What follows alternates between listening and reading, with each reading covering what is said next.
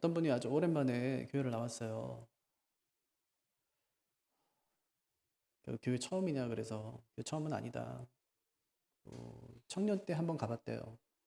친구 때문에 이제 집회를 갔는데 통성기도 하잖아요. 그럼 뭐 손도 막 흔들고 머리도 막 흔들고 소리도 막 지르고 그러는 거예요. 왜 그러죠? 뭐가 임했나요? 그건 아니죠. 왜 손들고 기도하죠? 왜 머리 막 흔드는 거예요? 뭐가 임했어요? 해서 그게 아니라 집중하는 거예요. 안 되니까 기도가 안 되니까 막 손도 흔들어 봐요. 집중하려고. 그 어떤 사람이 벽에다 머리를 박은 거예요. 박으면서 피가 막 쫙 나는데 박았어요. 교회 처음 온 사람이 그걸 본 거예요. 미쳤구나. 그리고 교회를 나왔을까요? 안 나왔을까요? 교회를 안 나왔어요. 교회는 무서운 곳이구나 생각했어요. 그래서 제가 웃으면서 그랬어요. 전 이해가 되는데 그럼 저도 미친 사람이죠. 그럴 수 있어요. 안 되니까 기도하다 안 되니까 머리를 박는 거죠. 하면서 그냥 그땐 또 아픈지도 몰라요. 나중에 보니까 피나 있고 이런 거지.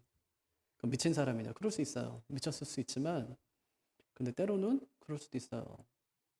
어떤 사람은 기도하다가 막 굴러요. 네. 한 10년 전쯤 됐을까요? 제가 교회를 개척하고는 집회 안 나가고 그랬었는데 그전에는 애들 청소년 집회를 많이 나갔어요. 네. 뭐 학교 다닐 때도 방학 때는 집회를 다녔어요. 청소년 집회. 또 부목사 할 때도 청소년 집회를 다녔어요. 휴가를 한 열흘 정도 교회에서 주잖아요. 그럼 집회를 두 군데 가고 이제 집에서는 한 3, 4일 같이 있고 이렇게 이제 계속 보냈었거든요. 한 번은 대구에 있는 교회인데 큰 교회예요. 집회를 갔어요. 중고등부, 대학부까지 하는 집회. 네, 몇백 명이 모였어요. 그래서 집회를 하는데 분위기 있잖아요. 앞에서 이게 서보면 분위기라는 게 있거든요. 설교 그만하세요. 우리 기도하고 싶어. 이런 분위기예요. 애들이 느껴져요. 내가 설교 그만했으면 좋겠죠. 그랬더니 그만했으면 좋겠대요. 그럼 뭐 할까요? 기도하자. 기도하자. 저는 애들이 입신하는 거 처음 봤어요. 엄청 많이. 진짜 애들이 기도해서 깨어나질 못해요. 음, 다 고신교예요. 우리 교단교회. 네. 나중에는 기도가 멈춰지질 않아요. 얘들아 기도 그만하자 이제 그랬어요. 그만하자. 일어나라 이제 깨어라. 선생님 좀 깨우세요. 깨웠어요. 그리고 다시 말씀을 전하고 또 기도하고. 저 3일 동안 집회를 했는데 그 산속에 있는 기도원이거든요. 그 교회 기도원. 하나님 정말 아이들에게 큰 은혜를 주셨어요.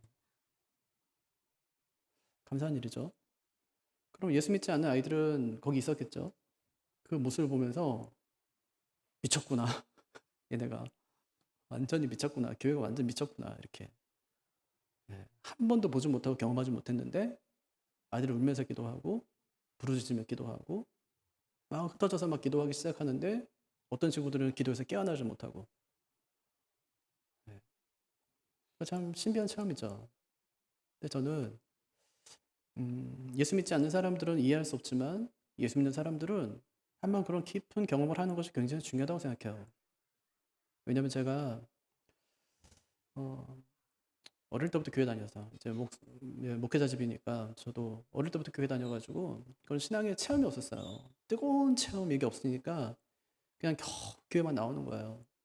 나 20살에 주님 탁 만나고 나서 진짜 모태신앙들은 무조건 성령 체험해야 되겠다 생각했어요. 그거는 구원받고 못 받고의 문제가 아니라 진짜 그래야 신앙생활이 달라지겠다고 생각된 거예요. 그래서 저는 사역할 때마다 이제 여름 사역이 다가오잖아요.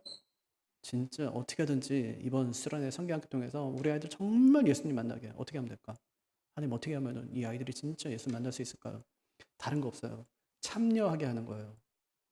뭘 해줄 수 있는 게 하나도 없으니까 무조건 참여하게 하는 거예요. 제일 힘썼던 게 뭐냐면 수련회 꼭 가자. 네. 늘 걱정이 뭐냐면 야, 안 가면 어떡하지 이거예요. 안 갈까 봐. 늘 노심초사해요. 안 가면 어떡하지? 야, 안 가면 어떡하지? 이거 어떻게 꼬셔갖고 데려가지? 그거였어요. 그래야 난 할 수 없지만 성령 하나님께서 그 아이들을 만나주시고 만져주시니까. 그래야 그 아이들의 인생에 좋은 동반자가 생기니까. 힘들 때, 어려울 때 기도하고 찾을 수 있는 대상이 생기니까 그게 너무너무 중요한 거예요. 여러분, 우리가 기도하면은 하나님이 우리를 만나주시죠. 네. 하나님 살아계시니까. 죽은 하나님은 못 만나주지만 살아계시니까 하나님 만나주세요. 하나님 만나고 싶어요. 제가 아이들한테 하는 말이에요. 야, 이번에 수련회 가서 하나님 만나자. 목사님, 하나님 어떻게 만날 수 있어요? 만나달라고 해. 성경에 보면 나를 찾고 찾고 찾으면 하나님께서 만나주신대. 하나님 성경에 나를 찾고 찾는 자 내가 만나주겠다 약속하셨으니까 저도 주님 진짜 만나기 원합니다. 안 만나면 어떻게 해요? 또 하면 돼. 또 하면 원래 대통령도 만나달라고 하면 잘 안 만나주는 거야. 만나줄 때까지 하면 되는 거야. 다음에 또 하나님 만나주세요. 네, 반드시 만나요.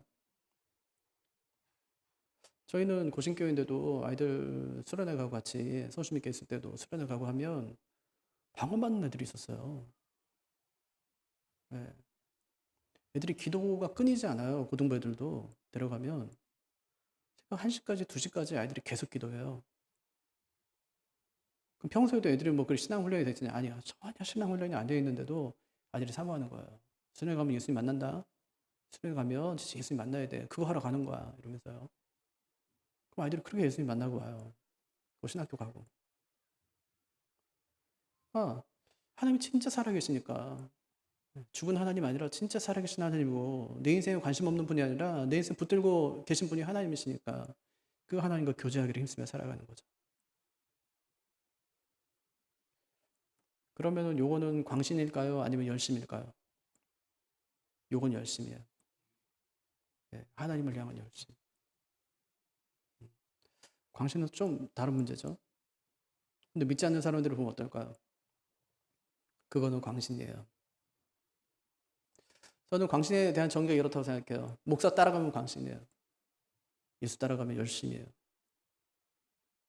목사의 제자 되면 그건 광신이에요. 예수의 제자 되면 그건 열심이에요.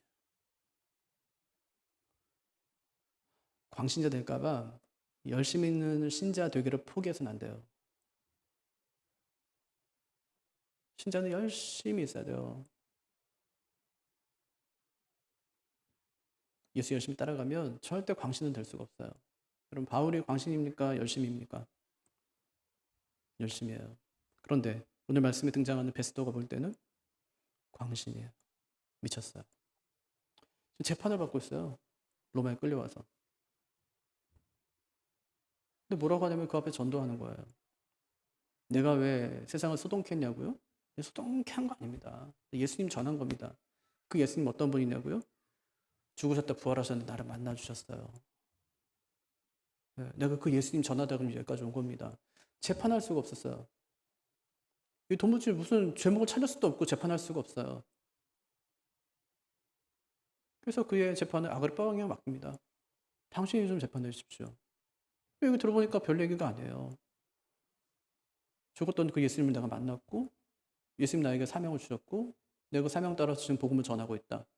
여기까지 온 거다. 유대 사람들, 로마 사람들이 죽인 그 예수가 진짜로 살아나셨다. 내가 그 증인이다. 그때 그들이 판결한 게 뭐냐면 바울아 내가 미쳤도다. 내 많은 학문이 너를 미치게 하였도다. 그래요. 바울이 공부 많이 한 사람이에요. 여기 로마고 그리스어 사용되니까 바울이 유대 사람이고요. 근데 그리스어를 능통하게 하는 거예요. 어떻게 할 수 있냐면 바울이 쓴 책들을 보면 알 수 있어요. 바울이 쓴 책들. 우리가 학자가 쓴 책하고 그다음에 뭐 우리 같은 사람들이 쓴 책은 굉장히 다르죠. 네, 완전 달라요. 문체가 다르고요. 그 안에 담긴 깊이가 달라요. 베드로가 쓴 책하고 바울이 쓴 책은 다르겠죠. 바울이 쓴 책은 문장 하나를 버릴 게 없어요. 내 많은 학문이 너를 미치게 하였도다. 그는 가말리엘 문화생이었고 기옥도시에 자라서 좋은 학문을 공부했던 사람이니까 그렇게 생각했어요. 네가 완전 미쳤구나. 공부를 너무 많이 해서 미쳤구나. 이렇게 얘기하는 것이죠. 다른 말로 하면 이거 광신자라는 말이에요. 우리도 가끔 광신자 보게 되는데 미친 사람처럼 예수 믿는 사람들이에요. 사전 찾아보니까 광신이라는 말은 신앙이나 사상 따위에 대하여 이성을 잃고 무비판적으로 믿음. 네. 어떤 사람들은 자기가 광신자처럼 보이지 않기 위해서 박수를 안 친대요. 또 아멘도 안 한대요. 또 기도할 때 통성으로 하지도 않는데요. 제가 그 말 듣고 나서 가만히 생각해보니까 옛날에 우리가 다 안 했던 것들이에요. 고신에서 제가 어릴 때부터 잘할 때 안 했던 게 이거거든요. 아멘도 안 해요. 아멘 안 하잖아요, 우리. 그러니까 어떤 분들이 참 와서 힘들어하더라고. 설교하고 나서 아니 목사님 왜 이렇게 이 교회는 아멘을 안 해요? 그래요. 왜 안 하냐면 제가 아멘을 유도하는 말을 안 하기 때문에 안 하는 거예요. 믿습니까? 뭐 축원합니다. 이런 말을 해야 되는데 제가 안 하거든요, 그런 얘기. 네. 아멘 안 한다고 동의하지 않는 건 아니잖아요. 저는 오히려 불편하더라고요. 잠깐만 아멘 잠깐만 끌어내는 게 불편해요. 네. 그게 뭐 중요해요. 하나님 말씀 잘 풀어가지고 설명하면 잘 받아들이고 예? 하나님 말씀이 그렇구나 하고 이제 마음에 새기고 하는 게 중요하지. 오히려 아멘 하는 것보다 노트 쓰는 게 훨씬 나아요. 근데 예전에는 하여튼 우리 교단이 약간 그런 거 있어요. 그런 게 있어가지고 뭐 아멘도 안 하고 가면은 벽에다 대고 막 설교하는 거 같고 그럴 때 많아요. 아무리 웃긴 얘기해도 절대 웃질 않아요. 네. 진짜 뭐 아무리 웃긴 얘기를 해도 웃지도 않아요. 그러니까 만약에 웃긴 얘기 했는데 안 웃잖아요? 그럼 막 당황되거든요. 앞에 있는 사람은 엄청 당황되고 이걸 어떻게 수습해야 되나 막 속으로 생각하고 이걸 어디로 해서 막 나가야 되나 이런 생각 막 하게 되거든요. 그래서 제가 순복음교회 가서 한번 설교한 적이 있는데 와 좋았어요. 아주 아주 좋았어요. 네, 아주 좋았어요. 순복음교회 은혜 막 내가 막 은혜가 되고 한 번은 어느 집회 한번 참석했는데 거의 한 300명쯤 모였을 거예요. 청년하고 청소년애들 전도 집회예요. 예, 전도에 대한 막 동기부여 받고 아이들이 가갖고 이제 막 복음 전하고 한 그런 어떤 선교단체에서 하는 집회인데 와 어떻게 하고 있냐면 진짜 이러고 있어요. 말만 해봐라 이거예요. 말만 하면 내가 아멘할 준비되어 있으니까 말만 해봐라. 예, 설교를 어떻게 했는지 모르겠어요. 그건 잘했든지 못했든지 상관이 없어요. 예, 일단 그거는 다 아멘으로 다 받고 다 아주 뜨겁게 열심히 기도하고 하기 때문에 예. 그래서 우리가 뭐 아멘을 하든지 아니면 통성 기도를 하든지 하는 것들이 이게 광신일까 생각해보면 또 그것도 아니에요. 오히려 아멘을 하는 것이 내가 설교에 더 집중할 수 있는 도구가 되기도 해요. 광신은요 태도의 문제가 아닙니다. 뭐냐면 대상의 문제예요. 대상. 내가 누구 말 듣냐 그거예요. 광신은 누구 말 들을까요? 교주 말 듣겠죠? 또 목사 말 듣겠죠? 근데 열심은 누구 말 들을까요? 그건 예수님 말씀 듣고 성경 말씀 듣고 하는 거죠. 이게 차이라는 말이에요. 그러니까 박수 칠 수도 있고 안 칠 수도 있어요. 아멘 할 수도 있고 안 할 수도 있어요. 근데 이거는 광신인지 아닌지 한번 생각해 보세요. 어떤 분이 사고로 큰아들이 죽었어요. 아버지가 막 운 거예요. 그때부터 아버지가 교회 다니기 시작했어요. 거기까지 참 좋았는데 교회를 잘 나가지 않는 아내와 자식들을 사탄 마귀라고 불렀어요. 그리고 욕하고 때렸어요. 그분이 농사 짓는 분인데 눈에 길이 나게 됐어요. 그래서 보상금으로 받은 돈 중에 3억을 헌금했어요. 아내와 상의하지 않고요. 아내가 너무 속이 상했어요. 그리고 얼마 뒤에 아내가 암에 걸렸어요. 남편이 아내에게 말했어요. 교회 다니는 남편 박해하다가 벌 받았다. 벌 받았다. 이 부부가 이혼했어요. 법원에서는 남편이 잘못했으니까 위자료를 지급해라. 이렇게 판결했어요. 이건 광신입니까? 아닙니까? 이건 광신이에요. 이건. 열심히 믿는 것과 광신의 차이가 뭘까요? 가장 큰 차이 하나가 있어요. 그게 광신은 사람 따라가는 것이고 열심은 말씀 따라가는 거예요. 항상 생각하세요. 목사가 자기 제자 막 삼으려고 그런다. 자기 사람 만들려고 그러고. 그건 사입이에요. 근데 그렇지 않고 자꾸만 주님께 붙여준다. 그러면 그거는 정통이에요. 네. 목사 따라가면 광신이 돼요. 근데 예수 따라가면 안 돼요. 그래서 우리가 자꾸 사람 보고 신앙생활 하지 말고 주님 보고 해라. 이 말이 그 말이에요. 사람 보고 하니까 자꾸만 실망하거든요. 그렇겠죠? 실망하겠죠? 여러분이 저를 보고 만약에 신앙생활 한다. 그럼 실망할 거예요. 제가 뭐 잘하는 게 없거든요. 근데 주님 보고 간다. 그럼 뭐 실망할 일이 없어요. 주님 우리를 실망시키지 않으시니까. 그래서 하나님께서 우리가 광신자 되지 말라고 두 가지 열쇠 주셨는데 첫 번째 열쇠가 성경, 또 하나가 상식. 상식. 이것에 맞지 않는 것이 광신이에요. 그러니까 우리 주님께서는 광신자가 되기를 원하지 않으십니다. 그래서 주님께서는 날 따르려면 먼저 잘 생각해보고 따라라 그렇게 말씀하세요. 누가복음 14장 28절 너희 가운데 누가 망대를 세우려고 하면 그것을 완성할 만한 비용이 자기에게 있는지를 먼저 앉아서 셈하여 보아야 하지 않겠느냐. 망대 세우려고 그래요. 제일 먼저 뭘 생각해요? 그거 지을 돈이 나한테 있나? 없어요. 그럼 안 하는 거죠. 망대 세우려고 그래요. 돈이 있는지도 모르고 없는지도 모르고. 그럼 어리석은 사람이 어디 있냐는 거예요. 주님께서 그러래요. 그럼 어떤 사람이 지금 따르겠대요. 그랬더니 집에나 가 있으래요. 따르지 말라는 거예요. 네, 잘 생각해 보라는 거죠. 주님께서 그렇게 말씀하세요. 우리 목사가 되려도 소명이 있어야 돼요. 그냥 공부해서 시험 봐서 되는 게 아니라 요새 목사 되기 되게 쉽잖아요. 신학교는 뭐 서열 제일 꼴찌니까. 신학교는 아무 데나 뭐 공부 안 해도 다 갈 수 있어요, 요새는. 네. 그럼 뭐 갔어요. 점수에 맞춰서. 근데 목사 할 수 있냐? 없어요. 왜냐하면 부르심이 있어야 되거든요. 공부 잘한다고 되는 것도 아니고 못한다고 못 되는 것도 아니에요. 될 수 있어요. 근데 중요한 거는 부르심이 있는 거죠. 부르심도 두 가지예요. 하나는 교회 부르심. 또 하나는 내적인 소명. 내 안에서의 부르심이에요. 하나님이 나를 부르고 교회가 나를 불러야 돼요. 근데 요즘에는 나 신학교 가야 되겠대요. 하나님께서 나를 불렀다는 거죠. 근데 교회에서 볼 때는 어때요? 영안이거든요. 너는 하면 안 되거든요. 그럼 어떻게 하면 돼요? 목사 추천서 안 써주면 돼요. 그럼 어떻게 할까요? 다른 교회 찾아가겠죠. 그래서 기필코 받아내요. 주여전이 귀하니까. 귀한 시대 너무 없으니까 너래도 되라 이러면서. 할 수 있을까요? 아니요. 교회에 부르심이 없으면 신학교 갈 수 없어요. 그러니까 내가 좋아서 한다고? 이건 안 되는 거예요. 네. 그러니까 외적인 소명도 있어야 되고 내적인 소명도 있어야 되는 거예요. 누가 보더라도 저 사람은 우리 교회가 잘 키워가지고 목회자 만들면 좋겠다고 하는 사람이에요.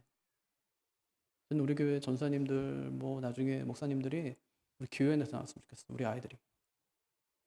교회가 그 아이들을 잘 키워서 사역자를 잘 썼으면 좋겠어요. 그러면은 사역자 수급에도 전혀 문제가 없어요. 네. 그러려면 어떻게 해야 돼요? 좋은 꼴을 봐야죠. 아주 나쁜 꼴 이런 것만 보면 애들이 누가 사역자 하고 싶어 하겠어요. 좋은 걸 봐야죠. 아, 우리 목사님 보니까, 우리 교인들 보니까, 아, 이거 진짜 괜찮겠는데? 좋겠는데? 진짜 보람 되겠는데? 하나님께 기쁨이 되고 영광이 되겠는데? 그래야죠. 네. 그러니까 교회의 일 중에 하나가 사역자를 잘 키워내는 거예요. 네. 그래서 저는 늘 기도하거든요. 우리 교회 아이들 중에서 사역자가 나오기를. 네, 이 아이들 중에서 사역자가 나와서 제가 제일 가까운 애들이 우리 애들이니까 자꾸만 얘기하는데 안 간다고 그래서 아빠한테 좋은 꼴을 못 봤나 싶고 네. 어떻게 될지 모르죠. 나중에 저도 안 간다고 했다가 목사가 됐으니까 아무도 모르는데 어쨌든지 네. 잘 생각해 보라는 거예요. 또 사도행전 17장에 보면은 베레아 사람들은 데살로니가에 있는 사람들보다 더 신사적이어서 자기가 들은 말씀이 진짜 그런가요? 날마다 그 말씀을 상고함으로 그러거든요. 네. 그러니까 생각하는 거예요. 그러니까 우리한테 하나님께서 주신 것은, 예수님이 주신 것은 두 가지예요. 성경과 상식. 성경과 상식. 예. 상식적인 모든 것이 기독교적이진 않지만 기독교적인 것은 반드시 상식적이에요. 상식이 범주를 벗어나지는 않습니다. 교회에서 하는 일도 마찬가지예요. 조금 좀 이상한데? 그럼 이상한 거예요. 그거는. 교회에서 저거 좀 이상한데? 그럼 이상한 거예요. 저걸 왜 목사님이 혼자 결정하지? 이상한 거예요. 그래서 안 되는 거죠. 그러니까 바르게 하고 열심히 하려면은 항상 그 상식의 기준 안에, 말씀의 기준 안에 항상 들어와 있어야 된다는 것을 말씀하는 것이죠. 예, 그래서 바울의 이야기는 광신자의 이야기처럼 들리지만 그렇지 않다는 거예요. 왜냐하면 그가 뭐 지금 죽은 사람 만났다가 죽은 사람 만나갖고 내가 그에게 뭐 소명을 받았다. 그리고 내가 뭐 복음을 전하고 있다. 막 이런 얘기들이잖아요. 눈이 뭐 멀었었는데 내가 갑자기 뭐 아나니아가 안수하니까 내 눈이 밝아졌다. 이런 얘기들이니까요. 도무지 믿을 만한 이야기가 하나도 없어요. 그러니까 바울을 보면서 너는 미쳤다 그렇게 얘기하는 건데, 그런데 바울은 광신자가 아니었다고요. 왜냐하면 그는 진짜 엄청난 신비적인 경험을 했지만 그의 신앙은 거기에 기반을 두질 않아요. 말씀에 기반을 둬요.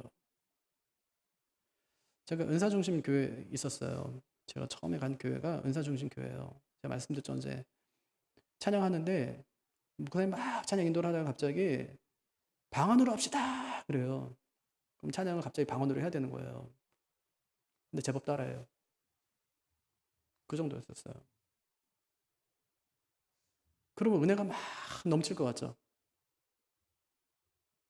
엄청나게 큰 불화가 있어요, 그 안에. 고린도 교회 생각하면 딱 맞아요. 엄청난 은혜, 엄청난 은사가 고린도 교회 안에 있었는데 바울파, 게바파, 그리스도파, 나는 뭐 아볼로파 막 분열되잖아요. 교회가 딱 그래요. 방언파, 예언파 이러면서요. 기도해 봤더니 이러는 거예요.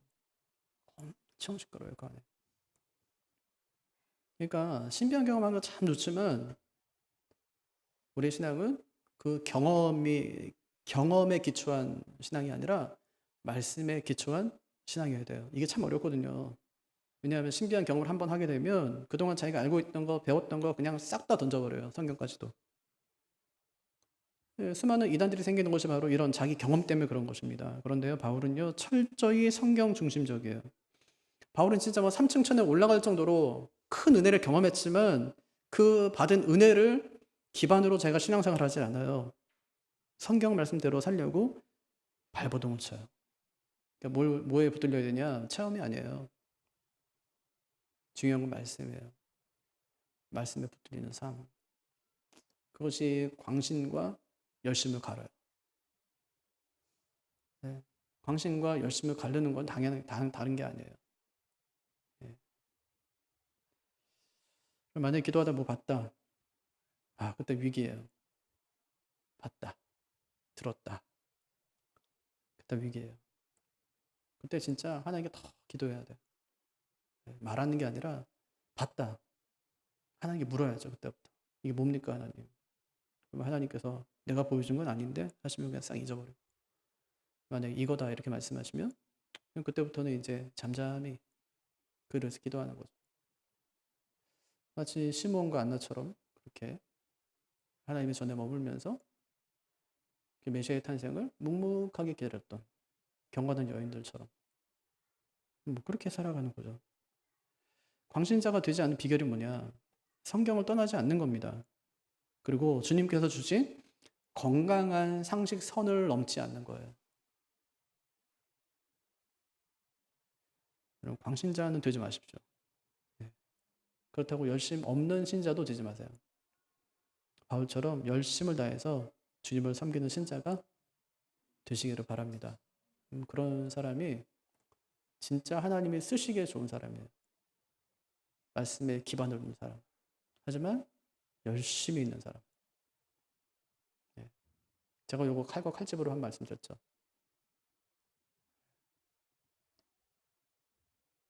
어떤 사람은 인격이 좋아요. 어떤 사람은 영성이 있고요. 인격과 영성의 관계는 칼과 칼집의 관계라고요. 인격은 칼집이에요. 영성은 칼이에요. 그래서 항상 영성은 인격의 칼집 안에 담기는 거예요.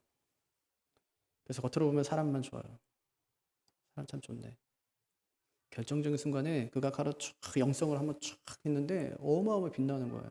그런 사람인 줄 몰랐는데.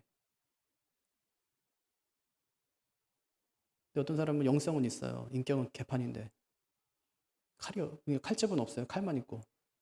교회에 다니면서 이 사람이 교연을 거니는 거예요. 어떨까요? 서술 시퍼런 칼을 갖고 다니니까 이 사람 진짜 위험한 사람이에요. 어떤 사람은 영성은 없어요. 칼집, 인격만 좋아요. 교회에서 무슨 일을 하려고 하는데 영 쓸모가 없어요. 뭐 하나 배지를 못하니까. 영성도 있고 인격도 좋아야 돼요. 그리고 항상 그 영성은 인격의 칼집 안에 잘 담고 있어야 돼요. 칼은 결정적인 순간에 빼는 거예요. 늘 겉으로 보기에는 참 좋은 분이셔요. 근데 교회에 위기가 찾아오거나 인생의 삶의 고비를 만났을 때 그의 영성이 그때 빛이 나는 거예요. 깊은 분이었구나. 깊은 영성을 가진 분이었구나. 절대 흔들리지 않으시는구나. 광신자는 절대 할 수 없는 일이에요. 하지만 주를 신실하게 믿고 따르는 열심 있는 신자는 그런 모습으로 살아가요. 그렇게 바른 믿음으로 살아가는 우리가 되기를 주님의 이름으로 축복합니다.